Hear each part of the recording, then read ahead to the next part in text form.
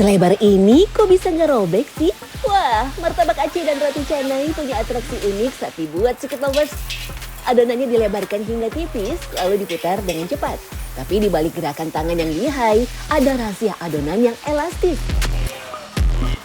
Kira-kira apa ya yang bikin adonan seelastis ini sampai anti robek?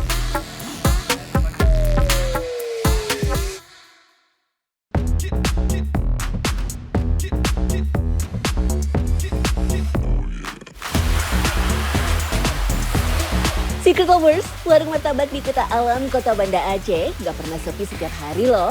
Mulai buka pukul 4 sore, suasananya makin ramai menjelang malam. Makanya jangan heran kalau makin malam, pembeli yang datang makin banyak. Dengan pilihan 3 varian menu, warung ini jadi salah satu lokasi kuliner favorit warga sekitar. Nah, rasanya tuh dari dulu emang gak pernah berubah. Selain itu juga dia cepet ya. Banyak juga dia ridikan, jadi kalau kita memang buru-buru, jadi apapun yang ada kita tuh bisa gercep gitu. Terus rasanya tuh emang nggak pernah berubah, itu sih yang paling penting kalau bagi saya itu. Terus ya pas aja di lidah, terus juga tempatnya kayaknya nggak jauh-jauh dari rumah. Salah satu yang bikin martabak di sini menarik, yaitu porsinya yang jumbo. Lihat aja, kulitnya harus dilebarkan setipis mungkin. Sekali masak, langsung buat 2 porsi tuh. Meski tipis, kulitnya harus tetap kuat ya. Soalnya isian dagingnya melimpah dan nggak boleh sampai robek. Rahasianya ternyata bukan cuma soal keterampilan tangan Secret Lovers. Ada takaran, teknik, dan proses yang harus dilakukan dengan pas. Nah, trik kulit martabak yang elastis dimulai dari adonannya. Takarannya pun nggak boleh sembarangan. 4 butir telur dicampur dengan 9 liter air dan 20 kg tepung. Telur juga nggak boleh kebanyakan ya. Kalau terlalu banyak, kulit martabak bisa cepat kering dan akhirnya malah sulit dilebarkan. Jadi kuncinya bukan cuma tipis, tapi juga elastis supaya kulit tetap lentur dan kuat menahan isian. Untuk takaran airnya bisa disesuaikan sampai adonan mencapai tekstur yang pas. Setelah itu, adonan didiamkan selama 20 menit supaya airnya lebih meresap ke dalam tepung. Hasilnya, adonan jadi lebih lembut dan elastis. Baru deh, adonan dibagi menjadi bulatan-bulatan kecil. Nah, kunci supaya kulit martabak nggak mudah robek ternyata dimulai dari sini Secret Lovers. Setiap bulatan adonan harus dibuat padat dan rapat. Supaya saat dilebarkan, adonan tetap kuat dan nggak gampang jebol. Kita mau bulat ini, gini aja udah. Taruh aja, kalaupun nggak bulat kali pun bisa dia. Tapi harus lama didiamin karena tepung ini dalam biar lengket. Tapi kalau misalnya mau langsung kerja kayak gini ya, mau langsung kipas, tinggal tekan aja, nunggu 5 menit udah bisa kipas, udah ngembang. Karena sudah lama di sini kan, sudah lama waktu dalam wajan ini. Nah, di sini satu bulatan adonan bisa jadi kulit untuk 2 porsi martabak. Bukan cuma lebih efisien saat digoreng, takarannya juga sudah diperhitungkan. Dari 20 kg tepung, targetnya bisa menghasilkan 200 porsi martabak. So, nggak cuma jumbo di porsi, tapi juga harus pas hitungannya ya. Tapi kalau kita bikin ukuran, kita masak satu porsi, dia nggak dapat dalam sekilo dan nggak dapat 10 biji, nggak dapat 10 kotak. Nggak ada, maksudnya ini kan dapat 5. Ini kalau kita bagi 2 lagi, dia ukuran tepungnya lebih kecil.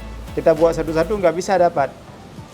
Tip adonannya kan, kalau ini sekali lebar tinggal lipat aja kan. Kalau itu kan satu-satu kecil, nanti wajahnya kecil lagi. Nah, jadi nggak bisa dapat sekilo. Kalau sekilo nggak dapat untuk 10 kotak nggak dapat. Paling 8 dapat 8 biji. Kalau sudah dibulatkan seperti ini, adonan kembali dilapisi mentega. Tujuannya supaya teksturnya makin lembut dan elastis. Jadi lebih mudah dilebarkan nantinya. Saatnya masuk ke bagian isian martabak Secret Lovers. Pertama, daun pandan dan daun kari digoreng terlebih dahulu.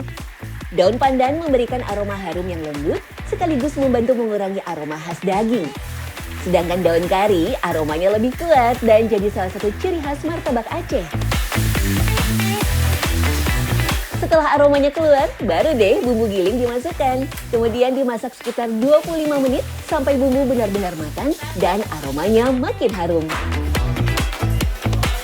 Kalau nggak masak bumbunya nanti basi ini Kak, nggak tahan lama dia. Kan kasihan juga orang bawa pulang kampung kan. Setelah bumbunya matang, baru deh dimasak bersama daging sapi dan ayam Secret Lovers. Nah, daging sapi dan ayam nggak bisa dimasak bersamaan ya, karena waktu matangnya berbeda. Selama proses memasak, isian harus terus diaduk dengan api sedang supaya matang merata dan tetap harum. Selain itu, bumbunya cukup pekat dan mudah hangus. Kalau daging paling-paling setengah jam udah. Kalau ini 1,5 jam baru masak ayam. Itulah bedanya kan. Kalau yang bikin ayam lama tuh kira-kira karena apanya nih Bang? Nah, nanti apa tuh keluar air ayamnya. Itulah.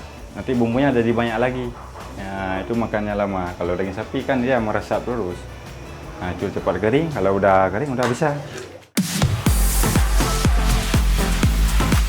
Salah satu pegawai andalan untuk melebarkan kulit martabak adalah Yusri. Di sini, teknik ini disebut ngipas. Namanya diambil dari gerakan tangan yang mirip saat mengibaskan kipas. Kelihatannya memang gampang, tapi teknik ini butuh keterampilan khusus. Yusri sendiri butuh waktu 6 bulan untuk menguasai teknik ngipas loh. Karena kita kan yang diutamakan di sini kan mental. Yang kedua keberaniannya ini. Ya, karena kan kita kan jualan di tempat keramaian. Tapi kalau jualan sendiri ya mungkin bisa jadi 1 bulan udah bisa. Oh iya, adonan harus dibanting agar teksturnya lebih lentur dan mudah dilebarkan. Kemudian diputar perlahan supaya kulitnya nggak mudah robek. Eits, kalau robeknya cuma di bagian pinggir, tenang, masih bisa diperbaiki kok. Umpamanya kalau misalnya robek di sudut sini, ya kita ngambil di sudut lain lah. Kita main sudut lain. Supaya yang robeknya ini nanti tertutup dia. Nah, tertimpa yang tutup yang di atas. Tapi kalau robeknya sampai ke bagian tengah, mau nggak mau, kulit martabak harus dibuang Secret Lovers. Soalnya sobaikan di bagian tengah bisa bikin isiannya bocor saat digoreng. Telur yang keluar juga bisa masuk ke minyak dan membuatnya berbuih. Akibatnya proses penggorengan jadi terganggu dan martabak bisa matang lebih lambat. Lanjut masuk ke tahap terakhir yaitu menggoreng. Kulit diletakkan di wajan, kemudian diberi isian daging dan digoreng sampai matang. Prosesnya pun nggak boleh sembarangan ya, harus hati-hati supaya isian nggak bocor dan membuat minyak jadi kotor. Bisa dipilih sesuai selera nih. Varian daging sapi dibanderol Rp45.000, sedangkan daging ayam Rp40.000. Ada juga varian spesial dengan tambahan isian jamur, harganya Rp45.000.